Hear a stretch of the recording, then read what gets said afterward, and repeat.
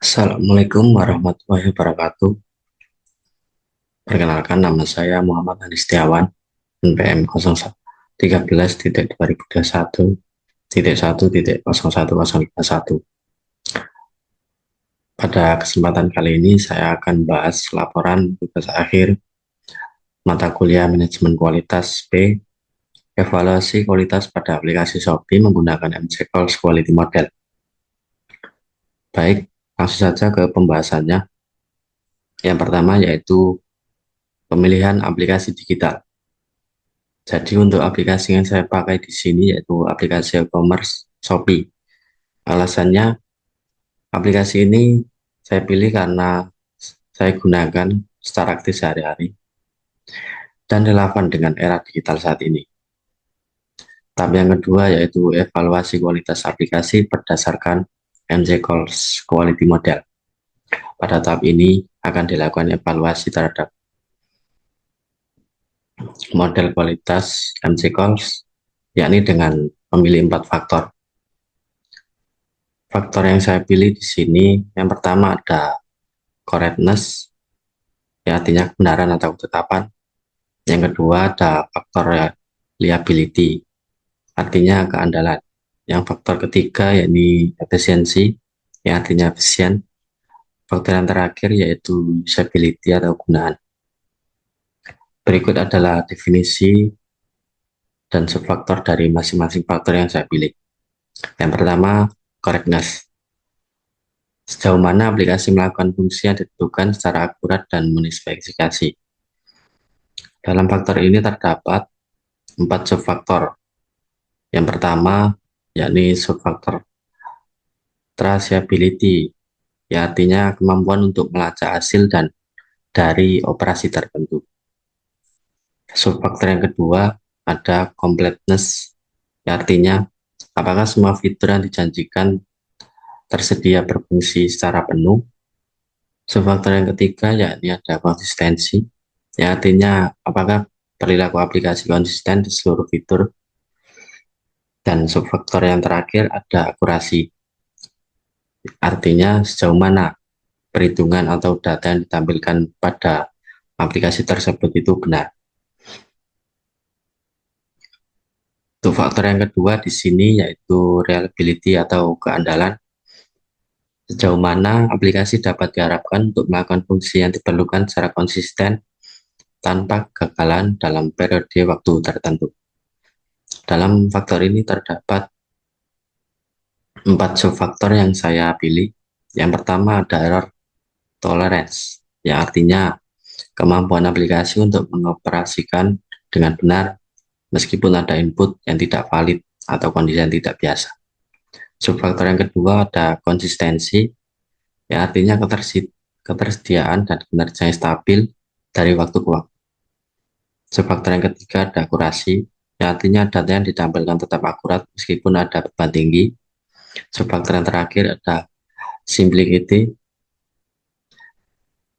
yang artinya desain yang sederhana dapat mengurangi kemungkinan kesalahan. Kemudian faktor yang ketiga yaitu efisiensi atau efisien.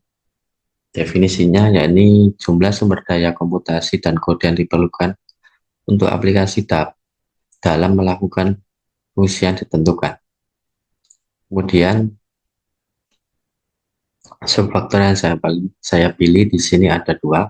Yang pertama yakni execution efficiency, yang artinya kecepatan aplikasi dalam melakukan tugas.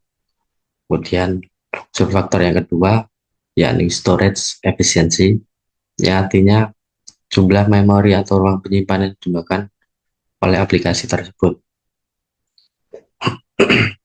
Lanjut ke faktor yang keempat, yaitu usability atau kegunaan. Definisinya karena kemudahan pengguna aplikasi, kemudian kemudahan belajar, dan kepuasan pengguna. Subfaktornya di sini ada 4. Yang pertama ada operability, yang artinya kemudahan pengoperasian aplikasi tersebut. Subfaktor yang kedua ada training, yang artinya kemudahan bagi pengguna baru untuk melajari aplikasi. Subfaktor yang ketiga ada communicativeness, yakni kemudahan memahami output dan input aplikasi. Kemudian subfaktor yang terakhir ada input atau output simplicity, yakni kemudahan dalam memasukkan data dan memahami informasi yang ditampilkan. Pada tahap selanjutnya yaitu menyusun kuesioner dalam bentuk skala Likert. Kuesioner di sini disusun dalam bentuk skala Likert dari nilai 1 sampai 5 dengan minimal pertanyaan 2 untuk setiap subfaktornya. Petunjuk di sini yakni dengan memilih angka 1 sampai 5. Untuk keterangan angka 1 di sini sangat tidak setuju, kedua tidak setuju, ketiga cukup setuju atau netral, keempat setuju, dan kelima sangat setuju. Jadi pertanyaan yang sudah saya siapkan di sini ada totalnya 28 pertanyaan dan saya beri kode P.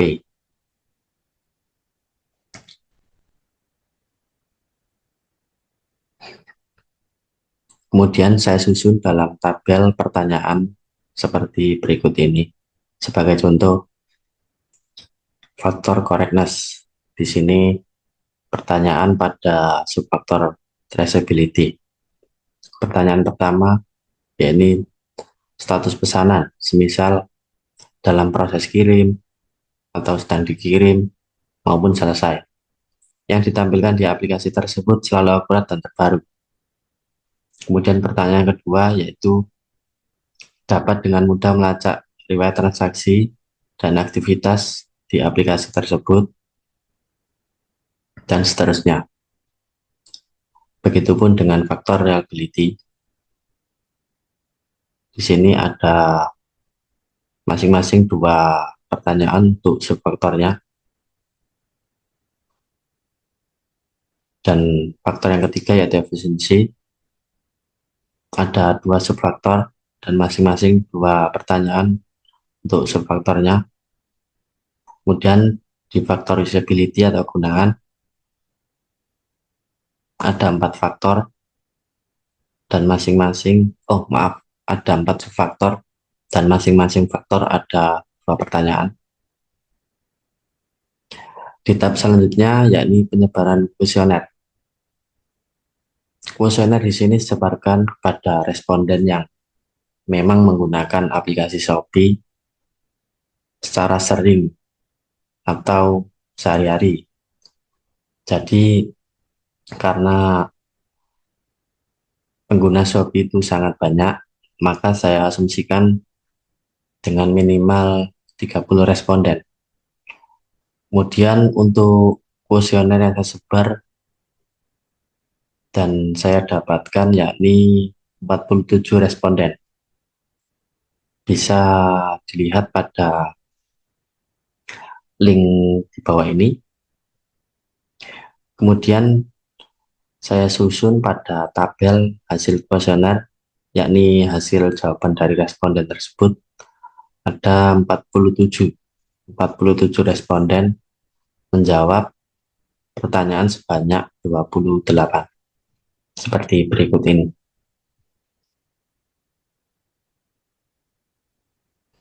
Baik, di tahap selanjutnya yakni pengumpulan dan pengolahan data.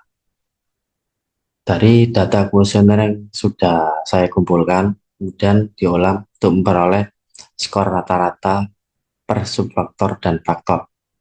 Bisa dilihat pada tabel 6 perhitungan, dan kita akan bahas setelah bahas berikut ini. Tahap berikutnya yaitu perhitungan nilai kualitas menggunakan metode pembobotan. Untuk mendapatkan faktor MC-call, kita perlu melakukan perhitungan sebagai berikut. Yang pertama, menentukan kriteria atau C, yakni dengan rumus ini. C sama dengan jawaban dikali skala, kemudian dibagi jumlah responden. Kemudian kedua, menentukan bobot W dari setiap kriteria. Jadi untuk bobot di sini saya gunakan dari 0,1 sampai 0,4. dari yang sangat penting sampai tidak penting. Kemudian tiga, yakni menentukan nilai total subfaktor, dihitung dengan rumus FA sama dengan W1C1 sampai WN-CN. Keterangannya di sini FA yakni nilai total dari subfaktor A, kemudian W1 yakni bobot untuk kriteria 1, C1 nilai untuk kriteria 1. Keempat, menentukan nilai total faktor. Untuk menentukan nilai total faktor dihitung dengan menjumlahkan nilai total subfaktor dalam setiap kategori, yakni menggunakan rumus berikut ini. Jadi nilai faktor kualitas sama dengan nilai total subfaktor dibagi jumlah subfaktor. Yang kelima, yakni ada persentase faktor, dihitung dengan rumus berikut ini. Persentase sama dengan nilai yang didapat, kemudian dibagi dengan nilai maksimum, dan dikali 100%. Yang keenam, yakni menentukan kategori kelayakan. Kategori di sini ditentukan berdasarkan persen, dari 1% sampai 100%.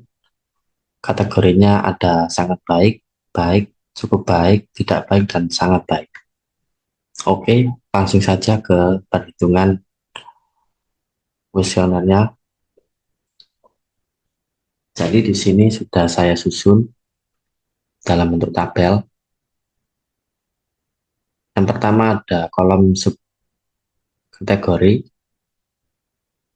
kemudian ada kolom kategori, kolom pertanyaan, kolom skala, kolom kriteria, kolom bobot, kolom nilai total subfaktor, kolom nilai total faktor, kolom nilai persentase faktor, dan terakhir ada kolom kategori kelayakan. Yang pertama di sini saya masukkan jumlah nilai responden yang sudah menjawab pertanyaan tadi sebanyak 28 dari skala Likert yang dipilih, yakni 1 sampai 5. Sebagai contoh, di sini responden yang memilih nilai skala Likert 1 jumlahnya ada 2 orang, dan untuk memilih skala Likert 2 di sini ada 2 orang dari pertanyaan pertama sampai seterusnya. Pertama, yakni menentukan nilai kriteria C. Untuk menentukan nilai kriteria C di sini menggunakan rumus Excel seperti ini ya. Jadi E5 di sini artinya dari subfaktor traceability, yakni pertanyaan pertama, jumlah responden dikalikan dengan nilai skala Likert, kemudian ditambah dengan nilai jumlah responden 2, dikalikan skala Likert 2, seterusnya. Kemudian dibagi dan totalnya ada 4,09. Untuk menghitung nilai kriteria kedua dari pertanyaan 2, sama seperti pertanyaan 1. Di kolom berikutnya ya ini ada kolom bobot. Nah, untuk menentukan nilai bobot di sini tadi sudah dijelaskan, yakni berdasarkan dari kategori yang terkecil. Terkecil di sini ada 0,1 dengan keterangan sangat tidak penting sampai yang tertinggi 0,4, yakni sangat penting. Jadi setiap pertanyaan di sini memiliki nilai bobot sesuai dengan kepentingannya masing-masing. Kemudian di kolom berikutnya ada nilai total subfaktor. Untuk menentukan nilai subfaktor ini dikelompokkan dulu ya. Jadi untuk setiap subfaktor kan ada 2 pertanyaan. 2 pertanyaan tadi dijadikan satu untuk menentukan nilai subfaktornya. Rumusnya di sini sebagai berikut ini, yakni K5 dikali J5. K5 di sini adalah nilai dari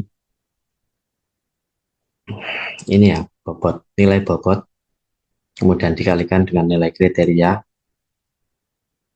dan ditambah dengan K6. K6 nilai kriteria, nilai bobot dari pertanyaan kedua, dan nilai kriteria dari pertanyaan kedua, kemudian dijumlah hasilnya ada 2,03, dan seterusnya. Untuk menghitung nilai subfaktor seterusnya bisa seperti cara yang pertama, bisa diulang, tinggal menyesuaikan saja. Kemudian kolom berikutnya ada menentukan nilai total faktor.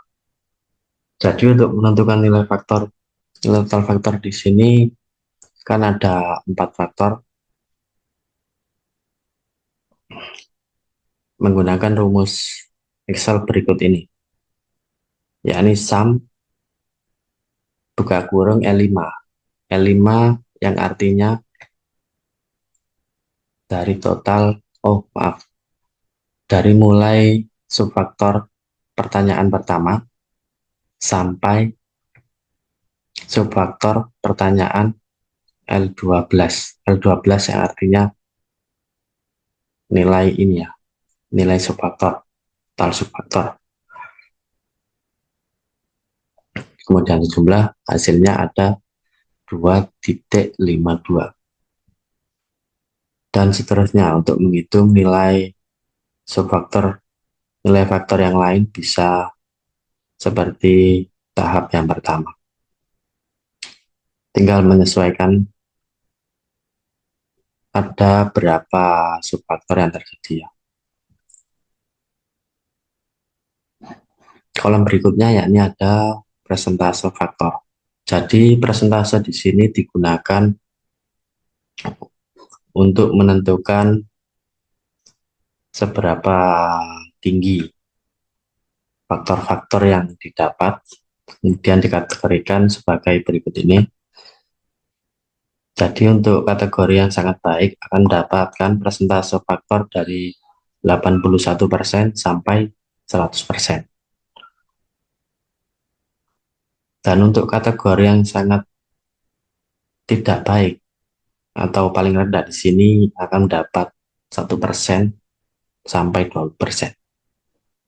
Untuk menentukan persentase faktor di sini menggunakan rumus sebagai berikut, rumus Excel, yakni M5 yang artinya pertanyaan subfaktor pertama, kemudian dihitung E4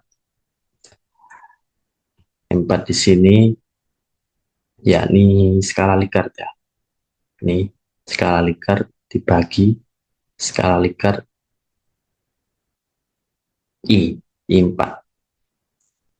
Ini dibagi skala Likert 1 sampai 5, kemudian dikalikan 100%, dan hasilnya akan mendapatkan 50% dari faktor yang pertama, yakni correctness.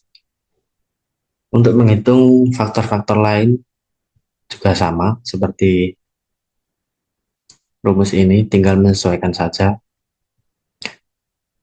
Dan lanjut ke kolom berikutnya, ya. Ini ada kategori kelayakan. Dalam kolom ini bisa ditentukan dengan tabel persentase yang didapat dari faktor-faktor nilai yang sudah ditentukan pada persentase faktor. Sebagai contoh di sini faktor correctness. Faktor correctness mendapat nilai 50%, yang artinya 50% di sini dikategorikan dengan cukup baik. Dan untuk faktor yang kedua, reliability, dapat nilai 49, kategorinya cukup baik juga, dan seterusnya. Oke, setelah melakukan perhitungan di cara yang tadi, tahap berikutnya yaitu analisis dan interpretasi hasil. Berdasarkan tabel 6 di atas, tabel ini, kemudian mencari faktor mana yang paling unggul. Berdasarkan presentase faktor, yakni faktor usability atau penggunaan, memiliki presentase yang paling tinggi yaitu 55%. Akan masuk dalam kategori cukup baik. Hal ini menunjukkan bahwa pengguna secara umum merasa aplikasi Shopee mudah digunakan, mudah dipelajari, dan intuitif. Setelah menentukan faktor mana yang paling unggul, sekarang menentukan faktor mana yang paling lemah. Faktor yang paling lemah, yakni ada 3 faktor dengan persentase yang cukup tipis. Yang pertama ada faktor correctness, reliability, dan efisiensi. 3 faktor ini memiliki persentase yang cukup tipis dan bisa dibilang sama, karena dari 50% sampai 49%. Yang semuanya masuk dalam kategori cukup baik juga, meskipun tidak ada yang paling lemah. Secara signifikan, faktor-faktor tersebut, faktor reliability dan efisiensi sedikit di bawah faktor correctness, karena mendapat nilai 49%. Hal ini menunjukkan bahwa ada ruang untuk peningkatan dalam hal kendala aplikasi seperti mengurangi crash atau error saat sedang digunakan, dan efisiensi sebagai contoh misalnya kecepatan loading dan penggunaan data. Berikutnya ini ada interpretasi lebih lanjut. Secara keseluruhan aplikasi berada kategori yang cukup baik untuk semua faktor kualitas yang dievaluasi.